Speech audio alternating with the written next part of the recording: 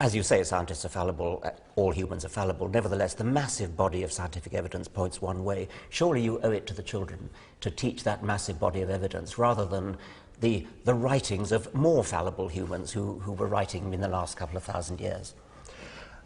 I think the way the science has gone since Darwin has been very defensive on the part of creationist people like myself. I think it's only in the past, let's say 50 years, since Crick and Watson, since the discovery of the incredible molecular complexity of life, that new evidence is emerging, such as things that have been assumed to be very old are now being proved to be much younger. In this very town at the university, apparently a Neanderthal skull was found to be only 250 years old. They could still smell the tissue. Apparently is a very worrying word. It's a very pernicious word.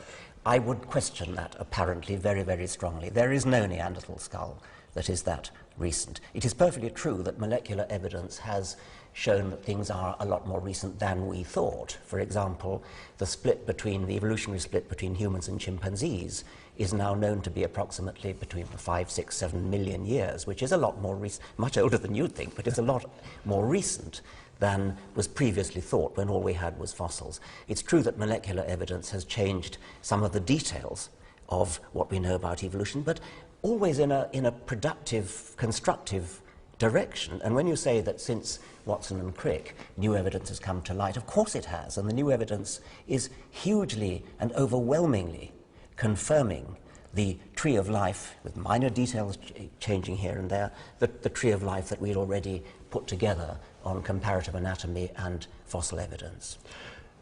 As I said, I think the methodology behind radiometric dating is flawed, but new evidence is coming to light. The amount of helium trapped in zircon crystals, the amount of helium in our own atmosphere with all the alpha particle decay that's going on, the amount of number of sodium ions in the sea. There are things that would cap the age of the Earth at thousands of years. And again, on the principle of falsifiability, it only needs one of those to be shown to be correct for all the others, the dating methods, to be proved false. Let me just confirm this. You are a teacher of science in a major British school, and you think that the Earth is less than 10,000 years old? Yes, I do. Thank you. Now, but let me go back to what I teach the children outside formal chemistry lessons. In chemistry, all I will do when I come across something that would perhaps challenge the preconceptions they have from biology is to just raise questions. And I think that is what a liberal education is all about. I'm not an American fundamentalist, right-wing, censor this, censor that. I want evolution to be taught. I want it to be set up, but to be able to criticise it as well seems taboo these days. And no, I mean, I think it's right that we should teach controversial subjects, and we should encourage children to think for themselves. There is, of course, plenty of controversy within evolution. I mean, evolutionists disagree about all sorts of things, and that would be fine. But when you say people say things like teach both sides of the controversy, that rather supposes that there is a controversy and that there are two sides to it. I mean, why teach the biblical form? Why not teach the Hindu version with the cosmic butter churn, or the Igbo version of the world coming from the excrement of ants? I mean, there's any number of creationist theories that you could pick on. Well, what's special about the Judeo-Christian one? Well, I'm afraid I am an atheist regarding all gods other than the Judeo-Christian one. I have to confess that. But that is my belief. What I think children are taught, though, these days, is very much a one-sided picture. My syllabus, things changed about 3 years ago.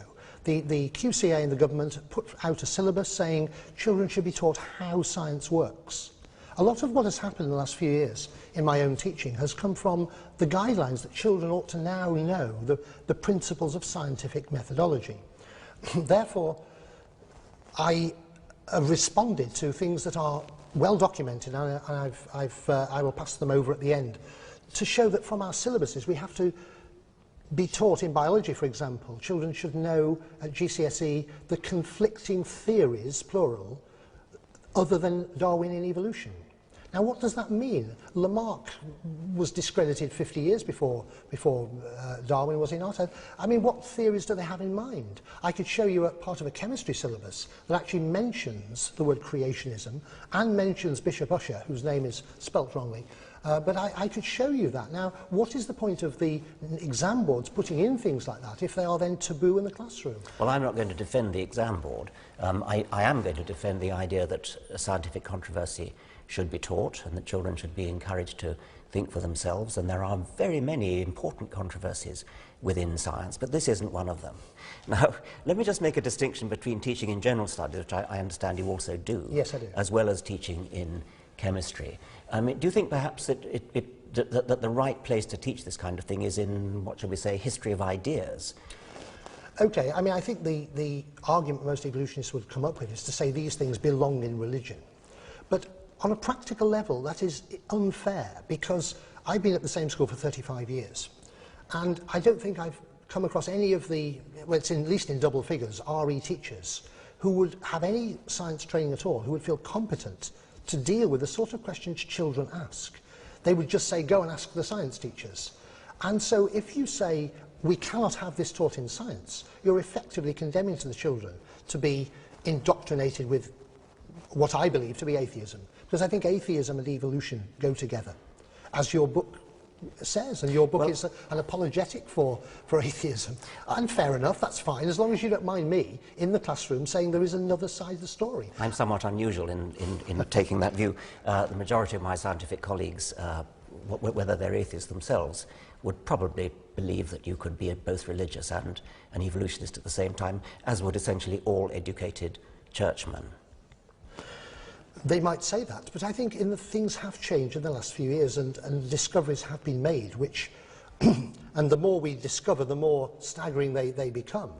That the Earth isn't very old, that evolution as a theory does fall at certain stages. There's no easy path up mountain, probably, if I may borrow a phrase from yourself. And I mean, I'm very amused by the titles of your books, because you seem to bring religious titles into science, what are essentially science books, and you would deny me the right to do that in my lessons to bring religion in. But anyway, never mind. Religious language is a part of our culture. And so it should be in a science classroom too. But I don't brainwash the children with religion in a chemistry lesson. This year, since articles about myself appeared in the Guardian and the Independent, I've been asked by the school to teach general studies, which again is quite a difficult A level with a syllabus. And my brief is to teach history and philosophy of science. And I was given on the first day back this school year, this is what you should teach, Mr. Cowan. And the first was the theory of evolution and other theories, plural, of origins, plural. Now, I again take that as a remit to offer the children the idea that is prevalent and growing, whether we like it or not, that there is another, you know this from biology. Well, I'm going to show you these DVDs from the Truth in Science organisation, which has reputable scientists at its head, and I will... did you say reputable scientists? Oh, yes, there's one with a doctorate at the University of Leeds, for example. Oh, wonderful, yes. I think I know the one you mean. I think we both know him too. Well, all right, but this is a... He, by the way, is a professor of thermodynamics, who thinks that evolution violates the second law of thermodynamics. Well, it doesn't, because the sun is a source of energy. Yes, but exactly. I would say undirected energy is rather like putting a bull in a china shop. It does not create order. It needs intelligence and energy. Well, undirected energy won't create order, but what will create order is non-random natural selection. And that seems to be the one thing that you people don't get. Natural selection is not random. Repeat, natural selection is not random. It's the very opposite of random. But, okay, we're getting off the subject again, but it doesn't matter. Going back to mutation. Mutation seems to me to damage DNA rather than to create anything new. That's my problem. The vast majority of mutations damage DNA. The vast majority of mutations are changes in the wrong direction. It's the minority that are in the right direction, which are favoured by natural selection. That's the non-random arrow that points evolution in a constructive direction. All right. I mean, I get children at school coming to me saying, Mr. Cowan, we've heard you don't believe in evolution, with incredulity. And I say, well, yes, I do. But it depends what you mean by evolution. If you mean changes in time within a species, no problem at all. If you call it, whether you call that variation or microevolution, I have no problem with those things. The problem I have is with speciation, with macroevolution. And I liken this to drawing a graph on the board with 3 points and extending the graph 10 miles without any further evidence. Well, there's a lot of further evidence. I mean, you're right, of course, that we believe that macroevolution is microevolution produced over a long period, and there's no reason why that shouldn't happen. There are some cases where it seems to have happened remarkably quickly. I mean, we know, for example, that Lake Victoria is only about 100,000 years old. It's very, very, very, very young. And during that time, about 450 species of cichlid fish have all evolved, apparently from a common ancestor. And that's very fast. Again, it's not fast by your standards. You think the world's only 6,000 years old, but nevertheless, by evolution, by scientific standards, 100,000 years is an eye blink. But I would say they're all fish. They're all cyclade fish. I'm not a biologist, of course. Well, of course they're all fish, but I mean, fish are enormously variable. They're not reptiles, they're not amphibians. It just takes a bit longer, that's all. It just takes well, a you bit see, longer. that's where we would disagree. And I think children need to know that even within the world of evolutionary theory, there are problems. There are problems with the Big Bang theory as it's taught in a godless way by scientists. But back to general studies, I feel as children already know a lot about evolution from GCSE biology, then by showing the truth in science material, I'm in a sense redressing the balance. And I'm basically a liberal. I'm not a fundamentalist right-winger, as in you might find in the USA. I just think children deserve to know both sides of the story and make an informed decision. But the way I think things are going in education is that there is howls of protest about what I should be teaching. When it came out in the newspapers that Mr. Cowan is a creationist, there's a storm of protest, and I've been warned I mustn't bring the school into disrepute, but I would say it's not fair on the children to censor, to withhold this information from them. And yes, maybe it does belong in religious studies, but I don't know any RE teacher, and I apologise to those listening to me who might feel qualified. The children won't get taught that unless a scientist does it. As we were saying earlier, there are, of course, many Christians who believe in creation in some sense, believe that God maybe started the universe off, maybe God even started life off. But they're evolutionists because the evidence is so strong. Why do you put yourself in such an extraordinarily difficult situation? I mean, you are seriously, as a chemistry teacher, arguing that the world is only 6,000 years old. I mean, that's just dotty. You cannot say that. You can perfectly well be a creationist, be a Christian, and say, yes, I believe the world is 4.5 billion years old, and that God created life or God created the universe, but don't fly in the face of what are obviously true facts. There are theologians through the ages, like, not my favourite theologian, but St. Augustine, who would say, why did God take as long as 6 days to do it? Why is it so short? James Ussher has a bad reputation. I think his work is a work of scholarship. I think it's good stuff. I've got some material about Ussher's origin of the Earth. James Ussher was the bishop who calculated the age of the Earth by adding up all those begats and yes. and who lived, and then worked out that it was 4004 BC. Yes. On October the 23rd, I think. October the 23rd at 9 a.m. was it? Well, it was evening and morning the first day. We don't know what time. I wouldn't go as far as Ussher, but I would say he was about right. And you see, this is the point. We start with a belief. I believe in a transcendent God. And once you do that, I'm afraid the evidence from Scripture draws me to that conclusion. And increasingly, the evidence from science draws me to that conclusion. I haven't always thought this way, of course.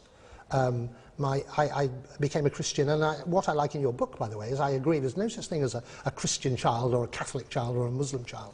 I think that was excellent. I became a Christian 22 years ago. And for many years, even as a Christian, I struggled to reconcile the stuff I was taught, the way in the media one is bombarded with evolution is a fact, isn't it? And it's taken me a long time to unlearn that, and you may think that's going completely in the wrong direction. But there was a time when I believed what you believed. And I'm not sure there's a time when you believe I mean, one day I hope you'll believe what I believe in terms of the existence of a personal God. But on the other hand, mounting evidence that things are younger than they seem. Well, I mean, maybe one of these days I'll have a deathbed conversion and believe in some sort of personal God, but I sure as hell won't believe the world's only 6,000 years old. I mean, that's just ridiculous. Well, I'm not sure it is. As I say, if just one method, let's look at Gentry's work on radio halos and I think it's polonium-containing rocks. And again, I'm not a professional geologist, but there are studies on the internet that are available from websites that you probably wouldn't like answersingenesis.org. But they purport to show that the Earth cannot be more than, say, 10,000 years old. See, it sounds awfully like special pleading. I mean, what it sounds to me is that you've decided for scriptural reasons that this is what you believe, and then you desperately go around looking for something to fit it, and you find something on some odd website somewhere, but you don't look at the whole corpus of the evidence. But I've looked at that for years. I think you're right. That is a criticism of the way I teach, but should children have the right to decide on these things? That's my point. Everybody has the right to decide on everything. I'm not everything, anti the teaching of evolution. I'm not going back to scopes. I mean, this is wrong. This is the common misconception. I'd like these things taught, but I'd like evolution as it's taught today to be critiqued in a scientific way. In the end, as a person of faith, and I think we all have faith, whether we have faith in the existence or non-existence or non-knowability of God, I think there are only two positions. We either believe or we don't. I think talk about probability in your book, which is very interesting. In the end, there either is a God or there isn't. And I've chosen to ally myself with the fact there is. You just said you're an atheist about all those other gods. I mean, you're an atheist about Zeus and Jupiter and absolutely Thor. Right. And so why choose that one? I suppose this does come down to personal revelation. I did have an experience of God. I continue to have that experience when I shared it with other people. It seems to be a common experience. Do you say, I'm the God of the Christians and the Jews? I'm not Zeus, I'm not Jupiter? No, he's the God of the whole world. But he is not... But he is what we might call Jehovah, Yahweh, the God of Abraham, Isaac and Jacob, the father of... Yeah, but how do you know that? Did he tell you? Did he tell you, I'm not Zeus, I'm not Baal, I'm not the God of the Australian Aborigines? He didn't, but I went through a phase in my mid-30s where I suppose I was searching, and I read the Quran, I've looked at some Hindu scriptures, I found scientific errors in those, of course, the earth on the back of an elephant. You mean you didn't find any in the Bible? Well, I thought I did at the time, but since I've become a Christian, the more I look at the Bible, it talks about God suspends the earth over nothing, which is gravity, the earth is a sphere, certainly not flat. There are things in the scriptures, actually, that would show that it had a supernatural origin, not just the words of men.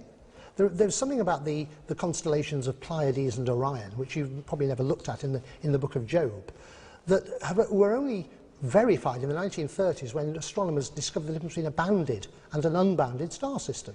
Now, there's a verse in the book of Job, and you might say this is coincidence, that talks about the Pleiades being unbounded and rapidly rushing apart. So, sorry, that's the wrong way around. Pleiades is stationary, so Tycho Brahe would have mapped this the same as we see it today.